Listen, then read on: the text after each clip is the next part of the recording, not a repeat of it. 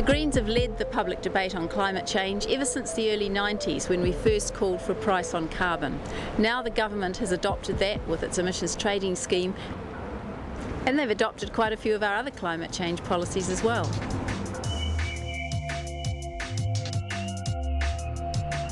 We've helped stop New Zealand going into the Iraq War and buying too much into George Bush's war on terrorism.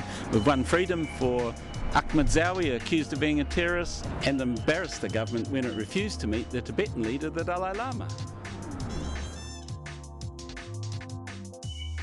We've made sure that our children are prepared for the challenges that face them in the 21st century by making sure the government put $13 million into environmental education. We helped to save the Overlander and Wellington trolley buses. We've pressured the government to buy back the rail track, to electrify Auckland's rail network, and we put pressure on the government to give top priority to public transport.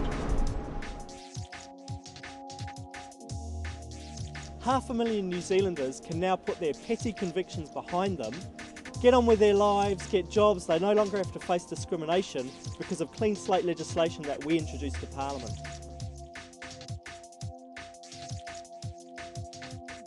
Rod Donald's dream of a Buy Kiwi Made program is helping to keep New Zealanders in work and in business. It's all good.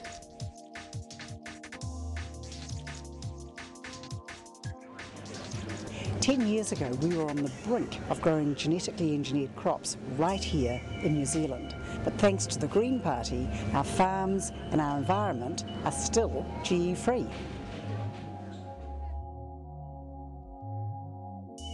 The rare lowlands, rimu and beech forests of the West Coast were saved from the sawmills because we were in Parliament to support the environmental movement.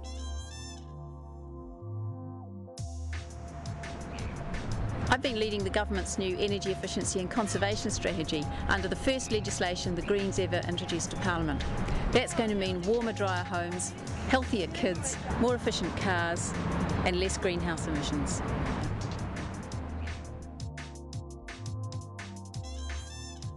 Thanks to all the work we've done on Section 59 of the Crimes Act, children now have the same protection against violence as adults do.